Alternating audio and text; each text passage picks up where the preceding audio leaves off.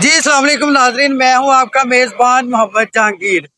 आज जिस बंदे पे हम बात करने लगे हैं वो आपको जो ये लोकेशन पे खड़ा हुआ ना, तो उससे ही आपको अंदाज़ा हो जाएगा।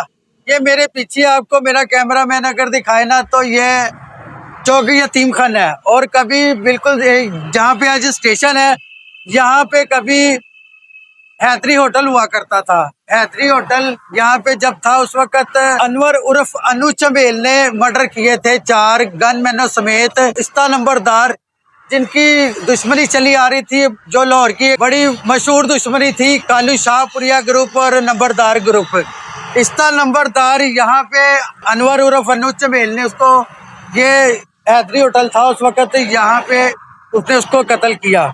अब अनु चमेल का जिक्र आ गया तो ये आज जो करैक्टर है, ये ही हमारी स्टोरी है आज। अनवर उर्फ अनु चमेल, ये 7 भाई थे। तो ये इन लोगों का सबका ना जरिया माश होता है कमाने का, रोजगार, अपने बीवी बच्चों को, माँ बाप को ना वो जिंदगी या आसाइशें हैं ना, उसको सारे देने के लिए तो सबका लाजमी बात है कि सब ना कुछ काम करते हैं। इनका जो काम था ना, वो लोगों को मारना था। अनु चमेल ने 156 लोगों को मारा हुआ था और 30 से जायद पुलिस मुकाबले। और आप अंदाज़ा लगा लें कि ये कितना खौफनाक और कैसा ये बंदा था। और जब ये कत्ल करने जाता था ना लोगों को, ये नहीं था कि अपने साथ जैसे आजकल होता है, फिल्मों में भी दिखाया जाता है और वैसे भी जो आम जिंदगी है उसमें, कि वो लड़ाई करने गए हैं, झगड़ा हुआ किसी का और वो 20-25 लोग चले गए हैं किसी को मारने के लिए। ये ऐसा नहीं था। ये इसने अगर किसी को मारना होता था, एक इसका ड्राइवर होता था और ये खुद होता था। ये सिर्फ दोनों जाते थे। जब ये से पूछते थे ना कि तुम इतने ज़्यादा लोग किसी को कत्ल करने नहीं जाते, तो वो कहता था वो काम मैं अकेला ही कर लूँगा, मुझे नहीं ज़रूरत है इतने साथ अपने लोगों को लेके जाने की, कि मैं किसी को मारने के लिए इतने सारे लोगों को इकट्ठा करूं, फिर लेने जाऊं और फिर उनको कत्ल करूं। ये अकेला ही जाता था।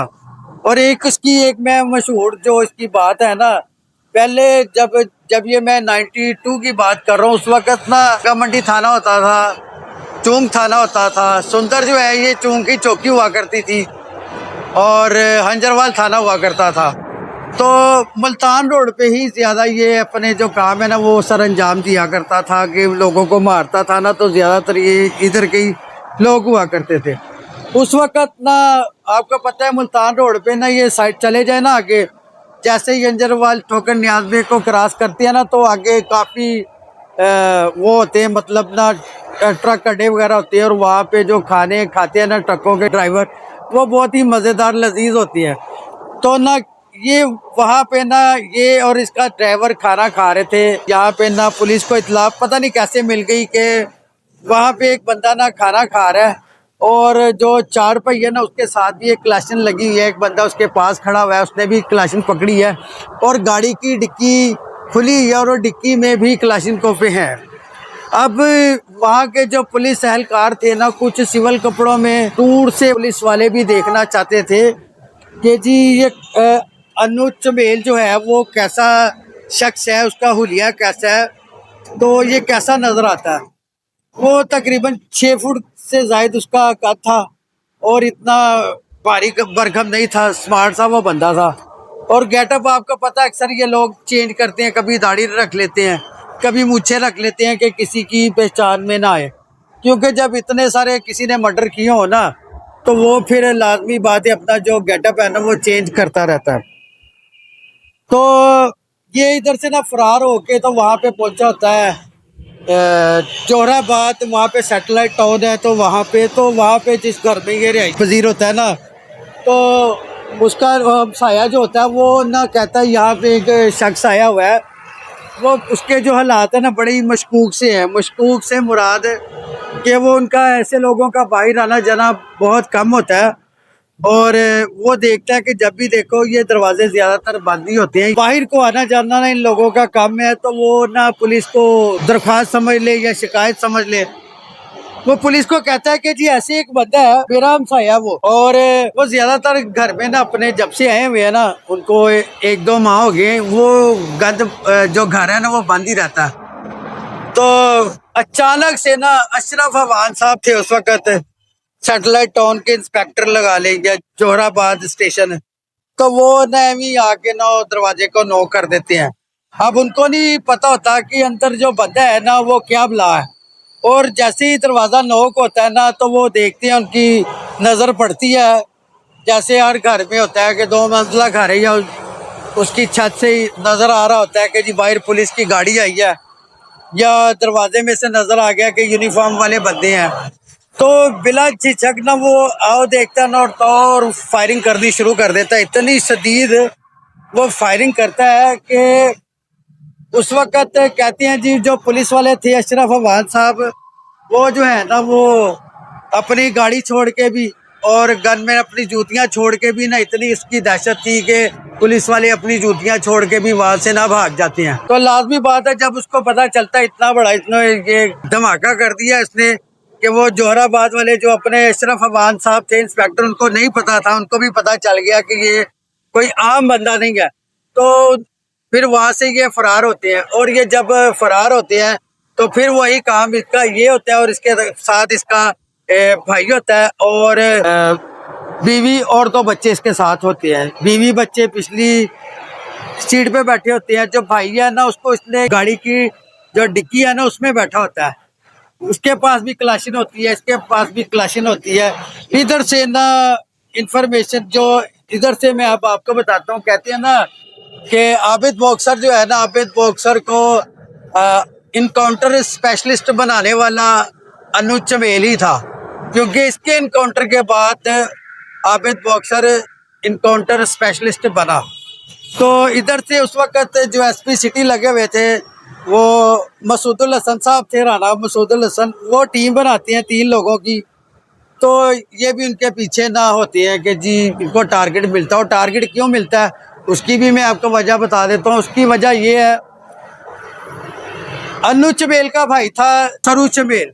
अब सरू चमेल के 2 बेटे थे, उनको इनकाउंटर में मारा होता है लियाकत शाह ने। लियाकत शाह SHO उस वक्त होता है थाना हंजरवाल का, और वो जो सरू चमेल था उसके बेटे थे जहांगीरी और शबीरी। इन दोनों को उसने इनकाउंटर में मारा होता है। इनसे उनके भी 50 से ज़ायद उनके ऊपर मुकदमात होते हैं, तो उनको भी इनकाउंटर में मारा होता है। और उसको खुला चैलेंज देता है अनु चमेल। अनु चमेल उसको कहता है कि तू मुझे जहां नजर आएगा मैं तुझे छोड़ूंगा नहीं, और मैं बदला तुझसे ज़रूर लूँगा। और ये टारगेट जो SP है राना मसूदुल हसन, वो टारगेट क्योंकि उस वक्त ना पंजाबी च कहते हैं कि भार कोई भी नहीं चुक रहा होंदा ना, उस टाइम कोई भी पुलिस वाला भार चुकन नूं तैयार नहीं होंदा। ऐसा टारगेट मिलता है फिर आबिद बॉक्सर नूं। राना मसूदुल हसन वो कहता है वे कि इस टाइम तू ही वे कि जिन्ना जड़ा इनू किधरे साइड ते ला सकना है, इनू कंध ना ला सकना है, बाकी तो मैनू कुछ नज़र नहीं आ रहा। वो 3 लोगों की टीम बनाता है, लीड कर रहा होता है आबिद बॉक्सर। तो इनको भी इंफॉर्मेशन होती है कि जी वो इस तरह करके ना उधर से आ रहा है, और शेरगढ़ पे पहले ये नाका लगाते हैं, शेरगढ़ पुल पे ये नाका लगाते हैं। ये वहाँ से भी नाका जो है वो तोड़ के तो उधर निकल आता है। उसके बाद फिर साइड पे दरिया की तरफ जाता है, और वहाँ पे बेड़ा खड़ा होता है। बेड़े को ये खुद ही वो चलाता है, उसमें गाड़ी अपनी रखता है और साहिवाल की तरफ निकल जाता है, और फिर फरार हो जाता है। ये फिर हाथ मलते रह जाते हैं कि जी ये हमसे फिर फरार हो गया। वहाँ से ये फरार हो के ना तो मुल्तान की तरफ चला जाता है। उधर भी इसने सुपारी ली होती है एक बंदे को मारने की। वो कहते जी सुबह सुबह इसने आना है मंडी, उस बंदे ने तो उसको हमने कत्ल करना। साथ में जो इसके ड्राइवर होता है ना, वो जब देखते हैं कि वो गाड़ी में जब आते हैं मंडी की तरफ, वो लोग जा रहे होते हैं ना, वो 5 बंदे होते हैं गाड़ी में, तो वो उसको कहता है कि जी हमने तो एक बंदे की सुपारी ली है, ये 5 बंदे अब क्या करें। तो वो कहता पता नहीं वो कौन सा बंदा है। तो फिर ये वहाँ पे वो 5 को ही मार देते हैं। वो कहते हैं अब 1 या 2 क्या पता चलेगा। वो 4 बेगुनाह बंदे साथ ऐसे ही मार देता, पैसे एक के पकड़े होते हैं और मार 4 साथ में फ्री देता। ये ऐसा खतरनाक किस्म का मुजरिम था, दोबारा ना ही पैदा हो तो अच्छा है। तो जी ये सिलसिला ऐसे इनको भी इंफॉर्मेशन आ जाती है इनके पास कि मुल्तान में वहाँ पे कोई सब इंस्पेक्टर है, उसके साथ इसका तल्लक है और इसके ये उसके घर में होगा। जब ये अपनी टीम को लेके तो मुल्तान वहाँ पे रेड करते हैं तो वहाँ पे भी ये नज़र नहीं आता, वहाँ से भी ये फरार हो जाता है। और फरार होने के बाद ये जो है एक घर में चला जाता है जहाँ पे मस्जिदों में ऐलान होना शुरू हो जाते हैं। गाँव का माहौल है वो ऐसा ही होता है, तो वहाँ पे मस्जिदों में ऐलान होने शुरू हो जाते हैं कि ऐसा खतरनाक मुलजिम जो है वो ऐसे भागा हुआ है, ऐसा उसका हुलिया है, वो सारा कुछ मस्जिद में ऐलान होता है। तो एक घर में वो चला जाता ना, तो घर में एक बाप और बेटा होते हैं घर में, और बेटा अपने बाप को कहता है कि अब्बा जी जिस तरह का मस्जिद ऐलान हो रही गिरना ऐसे हुलिया का बंदा सेम है तो मैनू वही लगता पिया है। तो और प्यो ਨੂੰ ਕਹਿੰਦਾ ਹੈਗਾ ਫਿਰ ਪੁੱਤਰ ਅੰਦਰੋਂ ਬੰਦੂਕ ਕੱਢ ਤੇ ਇਹਦੀਆਂ ਲੱਤਾਂ ਦੇ ਉੱਤੇ ਗੋਲੀਆਂ ਮਾਰ ਦੇ। वो उसको ਉਹਨੂੰ ਇਸ ਤਰ੍ਹਾਂ ਕਹਿੰਦਾ ਹੈਗਾ ਵੇ ਤੇ ਉਹ ਬੰਦੂਕ ਲੈ ਕੇ ਆਂਦਾ ਤੇ ਜਦੋਂ ਉਹਦੇ ਵੱਲ ਫਾਇਰ ਕਰਦਾ ਹੈਗਾ ਤੇ ਉਹ ਕਹਿੰਦਾ ਭਾਜੀ ਇਹ ਤੇ ਬੰਦੂਕ ਦੇ ਵਿੱਚ ਗੋਲੀਆਂ ਹੀ ਨਹੀਂ ਹੈਗੀਆਂ।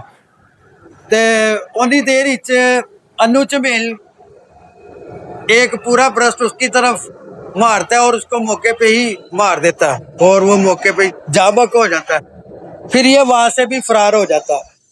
और ये सिलसिला उसके ऐसे ही जब चल रहा होता है ना, तो इन्फॉर्मेशन लाजमी बात है कि चल रहा होता है ना, तो उसको भी पता होता है उस वक्त आबिद बॉक्सर को उसकी भी इंफॉर्मेशन होती है सारी। तो पता चलता है ये ना मुल्तान रोड पे किसी को आरफ हवेलियाँ वाले को मारने की सिफारिश को 10 लाख मिली होती है, इसने ना उसको कत्ल करने के लिए वहाँ पे आना है।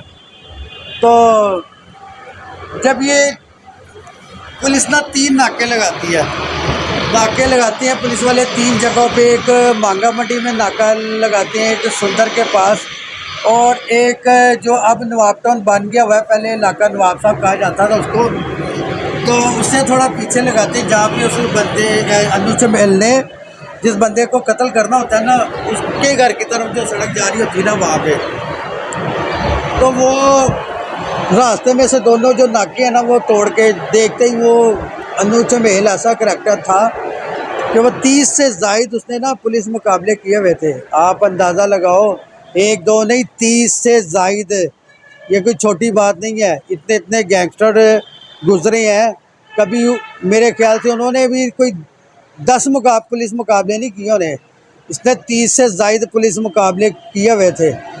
ऐसा खतरनाक जिसके दिल में ज़रा भी खौफ नहीं था, इतना खतरनाक और इतना बेखौफ वो बंदा था। एमी नहीं उस वक़्त कहती है ना जी। अच्छा एक बात आपको ये मैं यहाँ पे बताना चाहता, एक बात ये है कि जो आबिद बॉक्सर साहब ने बड़ी जगहों पे बताई है, वो ये बात थी कि जी सुपारी वापस हुई पहली बार, और सुपारी किसकी वापस हुई, आबिद चौधरी का भाई जो था आजम चौधरी, उसने सुपारी दी थी अरशद अमीन चौधरी को मारने की। और आबिद बॉक्सर साहब कहते हैं जी मैं अरशद अमीन के पास गया तो उसके घर में अंदर गया हूँ, और धोती ने बनी इसी ते हथ दे विच ना उत्ते कुर्सी ते बैठी है ते हाथी च ना थोड़े दा सिगरेट उन्हें फड़िया सी ते वो पी रही थी थोड़े दा सिगरेट। हुण तुहानूं पता है और ना फिल्टर नहीं हुंदा हैगा, वो उस टाइम वो जिहड़े बुजुर्ग बाबे हुंदे ना हुक्का पीण वाले, ਹੁਣ ਜੇ ਥੋੜੇ ਦਾ ਸਿਗਰਟ ਹੀ ਖਤਮ ਹੋ ਗਿਆ, ਉਹ ਪੀਂਦੇ ਸੀ ਤਾਂ ਬੈਠੇ ਸੀ ਤੇ ਉਹਨੇ ਉਹਨੂੰ ਕਿਹਾ ਹੈਗਾ ਸੀ ਕਿ ਅਰਸ਼ਦ ਅਮੀਨ ਤੂੰ ਬੜਾ ਖੁਸ਼ ਕਿਸਮਤ ਹੈਗਾ ਵੇ, ਅੱਜ ਤੱਕ ਅਸੀਂ ਕਦੀ ਕਿਸੇ ਦੇ ਪੈਸੇ ਵਾਪਸ ਨਹੀਂ ਕੀਤੇ ਹੈਗੇ, ਲੇਕਿਨ ਤੂੰ ਬੜਾ ਹੀ खुश नसीब है कि तेरे पैसे असी वापस करने पे हैं। तो ये उस वक़्त ये चीज़ सामने आई थी, वो भी पैसे वापस नहीं हुए थे। वो अरशद अमीन ने वो तो उनके पास गए थे, वो खाए गए, वो तो अरशद अमीन ने अपने पास से दिए थे कि ये लो ये उसको वापस कर देना। तो ये सिलसिला ऐसे चल रहा था कि उसकी माँ जाके ना तो प्यादे दे पैसे बड़ी माँ लेती। अब आते हैं वहीं पे वापस कि जब ये आबिद बॉक्सर के साथ इनका आमना सामना हो रहा है और ये जा रहे हैं उस तरफ, तो ये नवाब टाउन जिसको इलाका नवाब से पहले कहा जाता है ना, उस घर में कहीं में जाके एंटर हो जाता है, तो वहाँ पे इनकी फायरिंग होती है। और जब फायरिंग होती है ना, तो फायरिंग में इनको लगता है कि वो ज़ख्मी हो गया हुआ है, तो काफ़ी देर ये सिलसिला फायरिंग का आमने सामने जो चल रहा था, तो उसके बाद इनको पता चलता है कि यार ये ना बंदा जो है ना अनुज चंबेल अपना जख्मी हो चुका है। और थोड़ी देर बाद उस वक़्त राना एजाज एएसआई था जो उनकी टीम में शामिल था, आबिद बॉक्सर की, वो उसको गाली निकालता। उसके बड़े मशहूर डायलॉग है, वो कहता है कि जो कलाशी ना हथे च होवे ना ते किसी नू गाल नहीं कटी थी कि सीधा बरस्ट मारी दा हुंदा है। ये कदावर बंदा था, वो बहादुर आदमी था। तो ये अपने मुंह से आबिद बॉक्सर खुद भी कहते हैं कि जी ये बातें ऐसे ही हुई थी। तो वो उसको यही कहता है कि गाल नहीं कटी थी कि सीधियां गोलियां मारी दियां होंदियां ने। तो थोड़ी देर बाद कहता है कि मैनू ना वो पूछ दे कि नहीं और तेरी ऐसी तू आ जा, उसको कहते हैं कि सरेंडर कर दे, तो तू आ जा आराम से, तो तुझे गिरफ्तारी है। मुझको पता था कि इन्होंने मुझे मार ही देना है। तो फिर वो उनसे सिगरेट मांगता है और कहता है अगर कुछ देना है जितना तो फिर मैंने सिगरेट दियो। वो सिगरेट इसकी तरफ फेंकती है और ये जो करेक्टर है ना वो सिगरेट पीते पीते ही ना खामोश हो जाता है। उस वक्त आप अंदाजा लगाओ, ये 90s की बात है। उस वक्त अच्छू छीदी वो भी अपने उरूज पे थे, और भोला सुंदेरा, नाची भट्ट और आतिफ चौधरी और ये जितने भी करेक्टर हुए हैं, हनीफा बाबा, खालिद चिट्टा, ये सारे करेक्टर उस वक्त थे। ये तीफी भट्ट वगैरह भी थे, गोगी भट्ट भी था, टीपू ट्रक्का वाला भी मेरे ख्याल से उस वक्त था, तो मुबीन भट्ट, ये सारे करेक्टर उस वक्त थे। लेकिन देखिए ये सब करेक्टरों में जितना ये फेमस ये हुआ है ना अनु चंबेल, इतना कोई भी नहीं हो सका। उसकी वजह क्या कि 30 से जायद पुलिस मुकाबले, और पुलिस का इसको देख के साइड पे हो जाना, और नाके 3-3 4-4 जगह पे नाके लगी उन्होंने, और नाके इसने तोड़ के वहां से फरार हो जाना। ये कोई बेखौफ आदमी, बहादुर आदमी कर सकता है, और ये इतना बहादुर था कि इसको आप अंदाजा लगाओ। मैंने आपको शुरू में भी बताया कि वो होटल में पता चला कि वहां पे अनु चंबेल जो है वो खाना खा रहा है, तो पुलिस वाले भी सादा कपड़ों में इसको देखने के लिए वहां पे पहुंचे हुए थे। और जैसे इस बात से मुझे एक और बंदा याद आ गया, सोडीवाल का गयासुद्दीन उर्फ ग्यासा। अब ग्यासे को जब फांसी हुई है ना तो लखपत जेल में, तो उस वक्त भी ग्यासे को देखने के लिए ये सोडीवाल लैरक स्टाफ ना अंदर जाके क्वार्टर है, तो वो एंड पे रहता होता था। उसके ना जनाजे को कंधा देने के लिए ना बांस लगाए गए थे, बांस, क्योंकि इतनी दूर दूर से ना लोग उसको देखने आए थे कि हमने ग्यासे को देखना है कि ग्यासे की शक्ल कैसी है। आप अंदाज़ा लगाएं कि इस तरह के भी माँ ने बहादुर बच्चे, माओ ने बहादुर बच्चे पैदा किए हैं कि उनको देखने के लिए बांस लगाए गए हैं। ये ऐसा करेक्टर हुआ है कि जब ये आबिद बॉक्सर ने इसका इनकाउंटर किया ना, तो बीबीसी, CNN और इंडिया में भी इसकी खबरें चली हैं कि जी रावी का जो बेताज बादशाह था ना, अनवर उर्फ अनुज चमेल, वो पुलिस मुकाबले में पार हो गया। अब आप बात हो रही है किसी को प्रमोट करने की, उसे फेमस करने की, और हमने क्या फेम उसको देना कि आप अंदाज़ा लगाओ कि CNN और उस दौर में 94 में CNN, BBC और इंडिया के चैनल और अखबार उसकी खबरें दे रहे हैं कि जो रावी का बेताज बादशाह था ना, अनवर उर्फ अनु चमेल, उसको इनकाउंटर में पार कर दिया। अब उस वक्त ये जो पहलवान थे ना, ये नाजी भट्ट, भोला सुनियारा, आतिफ चौधरी, अरशद अमीन चौधरी, आप अंदाजा लगाओ कि इसके साथ ना कोई पंगा या कोई लेना देना किसी ने नहीं अपना रखा हुआ था। और इसने जब यहाँ पे इसको मारा था इस्ता नंबरदार को, तो उसके और साथ में 4 उसके गनमैन थे, उनको भी 5 लोगों को उसने यहाँ पे हैदरी होटल कत्ल किया। उसके बाद उसने आगे जब विनर सैलमा मुल्तान रोड पे होता था चबुर्जी सैलमे के पास, तो वहाँ पे जो इसकी बीवी थी इस्ता नंबरदार की, बुशरा बीबी और उसकी वालदा को भी वहाँ पे इसने मर्डर किया। जब मर्डर किया ना, तो उस वक्त भी ये दो ही लोग थे, उस वक्त भी ये दो थे जब अरब वेलियां वाले को उसने मर्डर किया, उस वक्त भी ये दो ही लोग थे। मैंने बताया आपको कि जब किसी को मर्डर करता था ना तो ज्यादा हमेशा दो ही लोग होते थे। वो कहता था इससे ज्यादा की मुझे जरूरत नहीं है। ये वो वाला गैंगस्टर नहीं था जो अपने साथ गैंग लेके चलता था। ये मॉन्स्टर था, अकेला ही जाता था, अकेला ही काम करता था। अगर ये मारता था लोगों को तो अकेला ही मारता था, गैंग लेके नहीं जाता था। आजकल का हिसाब नहीं है, कोई झगड़ा हो गया तो कॉलें की और इतने सारे लोग जमा कर लिए, इतने सारे लड़के जमा कर लिए, उस बंदे को मारने के लिए चले गए। ये अकेला ही जाता था और जिसको भी मारना होता था अकेला ही मारता था। ये होते हैं बहादुर, इसे कहते हैं बहादुरी। अब अंदाजा लो उस वक्त अच्छू थी कि उनके भी बड़े नाम चल रहे थे। उन्होंने भी नवाज शरीफ तक से वो भत्ता मांगा, तो उन्होंने भी दरख्तों के साथ पैसे लगवाए। उससे वो भी एक पॉलिटिशियन था जिसको इन्होंने कहा कि अब तू दरख्त पे पैसे लगा तो हम तुझे बताएंगे कि दरख्तों पे पैसे लगे होते हैं।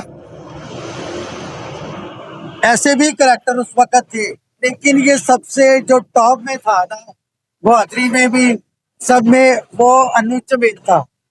अनु चमेल से जो बड़ा कोई खतरनाक और बेखौफ उस वक्त बंदा नहीं था।